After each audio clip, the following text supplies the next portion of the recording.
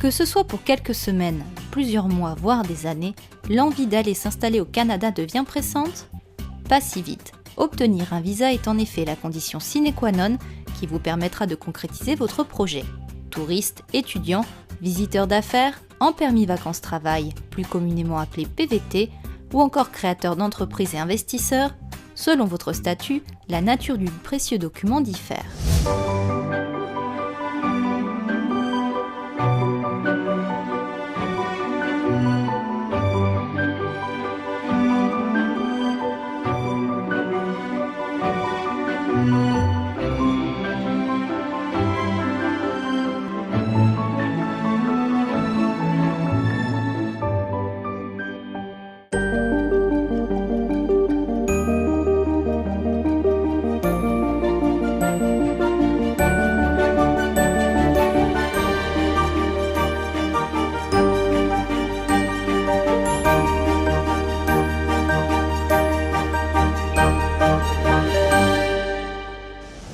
Au cours de cette émission, nous ferons le point sur les visas pour le Canada, au nombre d'une centaine, avec Maître Philippe Rousseau, spécialiste sur le sujet. Un chiffre impressionnant et des procédures à connaître sur le bout des doigts. Si vous sollicitez une immigration temporaire avec un statut de touriste ou de visiteur d'affaires, les prérequis seront les suivants. Sur les visas temporaires, première catégorie, qui est en fait un visa, c'est le statut de visiteur. Je suis français, j'ai mon AVE, mon billet d'avion aller-retour. Je viens visiter le Québec et le Canada pendant 15 jours. Je suis visiteur, pas de problème. Je travaille en France pour une entreprise française, que peut-être une filiale au Canada. Je viens rencontrer mes collègues canadiens.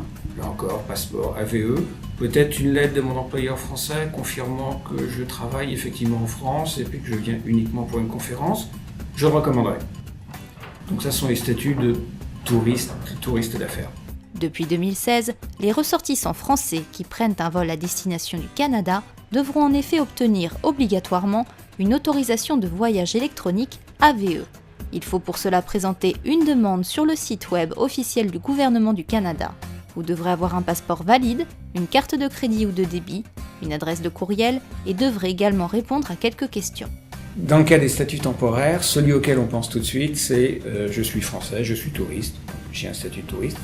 Je peux rester sous réserve de la validité du passeport, je peux rester jusqu'à un maximum de 6 mois sur le territoire canadien.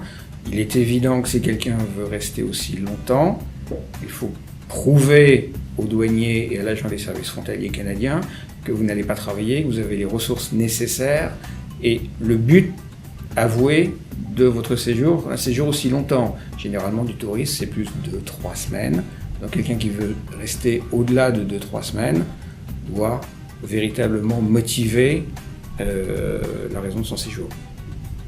Et c'est à l'appréciation souveraine de l'agent d'immigration et des services frontaliers de vous accepter ou pas. Autre statut, le visa étudiant.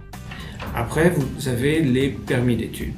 Donc la situation est, je suis étudiant français ou française, je veux étudier à l'Université de Montréal, l'Université au Canada ou au Québec. J'ai besoin d'un permis d'études. Si je me destine à une université ou un établissement au Québec, je dois avant aller demander auprès de l'Immigration Québec, du MIDI, un certificat d'acceptation du Québec, en fait ni plus ni moins qu'un permis d'études, mais délivré par les autorités québécoises. Après, je dépose mon dossier à l'ambassade du Canada à Paris en vue d'obtenir mon permis d'études. Si vous souhaitez partir faire vos études au Canada, sachez que les démarches sont plus simples dans les autres provinces que dans celles du Québec. Le certificat d'acceptation du Québec, le CAQ, n'étant pas requis.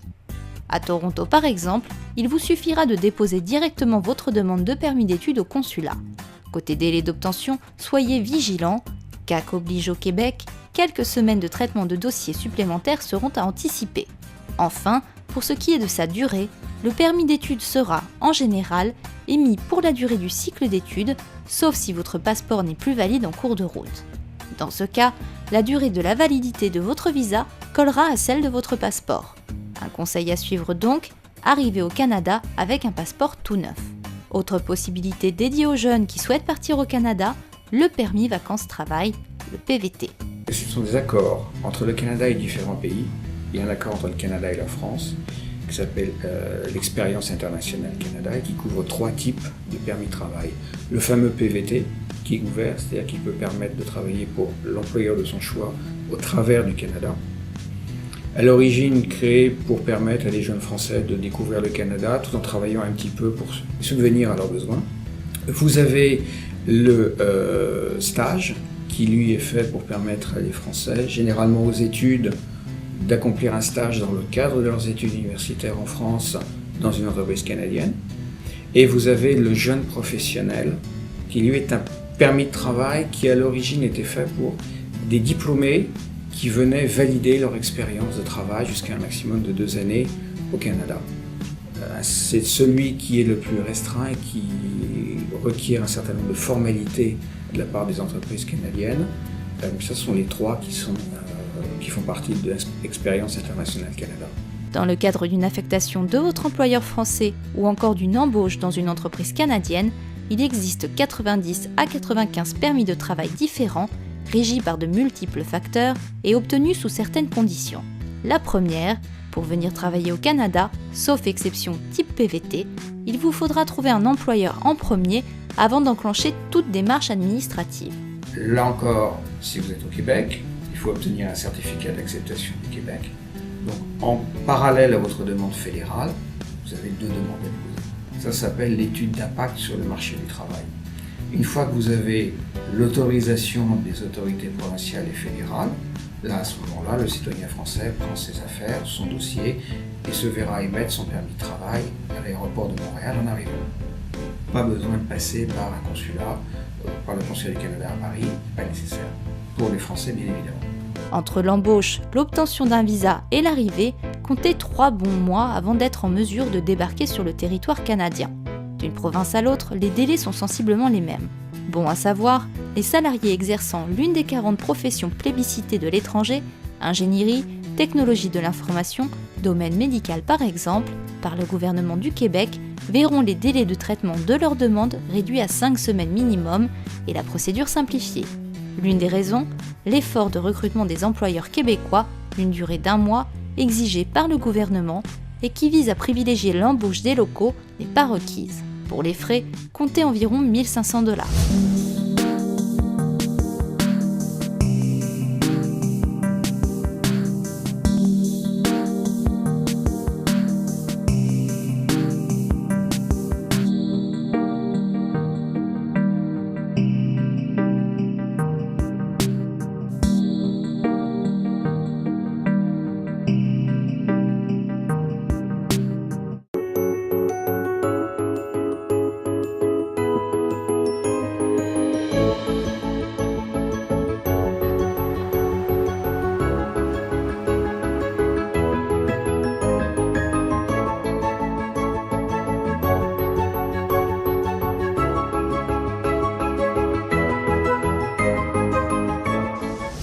Enfin, sachez qu'il existe une autre catégorie de permis de travail pour lequel l'employeur n'a pas l'obligation de passer par Service Canada et l'effort de recrutement, les transferts intra-compagnie, c'est-à-dire le fait de travailler pour la filiale canadienne de votre entreprise française pendant quelques années, mais pas seulement. Pour des gens qui amènent un avantage significatif pour le Canada, donc par exemple un scientifique qui est détenteur d'un brevet, qui veut être embauché ou qui va être embauché par une entreprise canadienne, on peut démontrer que cette personne va apporter un avantage net pour l'entreprise canadienne qui justifie de ne pas avoir à chercher si un Canadien est disponible pour cet emploi.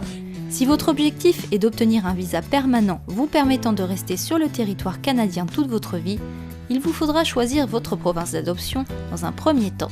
D'une région à l'autre, les procédures sont spécifiques. Sachez par exemple que le Canada possède un accord datant des années 80 avec le Québec, stipulant que cette province a pleine autorité sur la sélection de ses immigrants. Parlons du cas, je suis français, je veux m'installer au Québec. Soit vous êtes l'immigrant traditionnel, donc vous rentrez dans la catégorie des travailleurs qualifiés du Québec, où la sélection se fait sur un mécanisme de pointage. Vous avez des points en fonction de l'expérience professionnelle, de l'âge, des diplômes. Est-ce que ce sont des diplômes recherchés par le Québec? Si vous avez de la famille au Québec, est-ce que vous parlez français?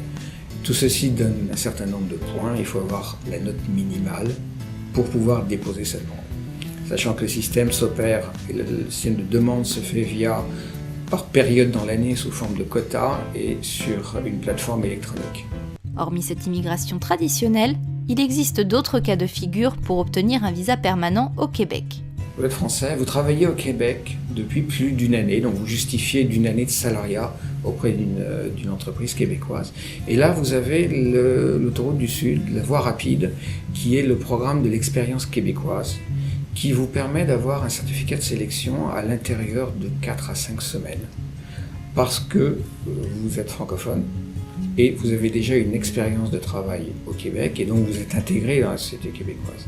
Et donc le certificat de sélection, qui est en fait le visa d'immigrant émis par le Québec, est délivré de manière très rapide versus le système général où les simples délais de traitement eux-mêmes peuvent être de 8 à 9 mois. Si vous décidez de vous installer en Ontario ou en Colombie-Britannique, 2 choix s'offriront à vous en matière de programme de sélection.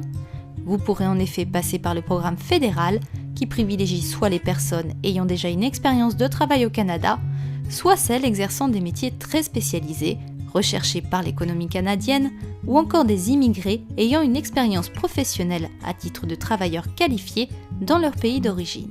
Si vous rentrez dans l'un ou l'autre de ces cas de figure, il vous faudra déposer un dossier auprès du système de l'Express Entry, l'entrée express. En fonction du nombre de points obtenus selon des critères spécifiques, mais aussi d'un tirage au sort, vous aurez une chance d'être sélectionné. L'autre système, c'est beaucoup de provinces, toutes les provinces ont un système qui s'appelle en anglais, c'est le Provincial Nominee Program, donc des programmes de sélection provinciale, où, un petit peu à l'instar du Québec, mais sous un régime juridique différent, et ces provinces cherchent à retenir certains profils de gens qu'ils estiment être les plus intéressants pour leur économie et pour le développement de leur province. Donc vous avez un système de Colombie-Britannique, l'Alberta a ça, l'Ontario aussi. Généralement, c'est fondé soit est-ce que j'ai étudié au Québec, est-ce que j'ai étudié dans cette province, soit est-ce que j'ai déjà travaillé dans cette province, ce qui permet un mécanisme de sélection plus rapide. À préciser, au Québec également, un étudiant ayant obtenu son diplôme dans une université pourra bénéficier de la voie rapide pour obtenir le certificat de sélection du Québec, au même titre que le travailleur présent sur le territoire depuis plus d'une année. Si vous avez un projet d'affaires au Canada, là encore, les démarches pour obtenir un visa investisseur varient d'une province à l'autre. Si je veux m'installer au Québec étant français francophone, c'est déjà plus simple. Vous avez soit le programme immigrant investisseur, qui lui est fondé sur des critères essentiellement financiers. Est-ce que vous avez 1,6 million de dollars canadiens en actifs nets et vous êtes prêt à prêter 800 000 $ au gouvernement du Québec? Les autres provinces, telles que la Colombie-Britannique, possèdent également leur programme investisseur avec pour base quelques centaines de milliers de dollars, mais également des projets d'investissement et de rachat d'entreprises au sein de la province. Pour en savoir plus, regardez notre émission consacrée à l'implantation, partie 1. Du côté des entrepreneurs, obtenir un visa ne sera pas nécessairement facile, sauf si vous possédez déjà une entreprise en France. J'ai ma PME en France, le Canada fait partie de mon plan de développement, et dans ces cas-là, je crée une filiale au Canada, au Québec ou dans une autre province, et je peux bénéficier des dispositions des lois fédérales, qui s'appelle le transfert intra-compagnie, ce qui me permet d'obtenir un permis de travail d'une durée d'1 année, la première année, sur la base de mon plan d'affaires. Et puis à partir du moment où, au bout d'1 an, ma société, j'ai embauché 1 ou 2 personnes, j'ai des contrats de vente, on peut renouveler, ce qui peut ensuite amener vers la résidence permanente. Ce qui est la voie qui est choisie par la majorité des chefs d'entreprise européens. Acheter une entreprise au Canada permet également de se qualifier pour l'obtention d'un visa entrepreneur, à condition de s'impliquer dans la gestion effective de l'affaire. Vous en saurez plus sur le sujet dans la première partie de l'émission consacrée à l'implantation. En conclusion, nous ne vous conseillerons jamais assez de faire appel à un avocat spécialiste afin que ce dernier étaye votre profil juridique et suive les avancées de vos démarches.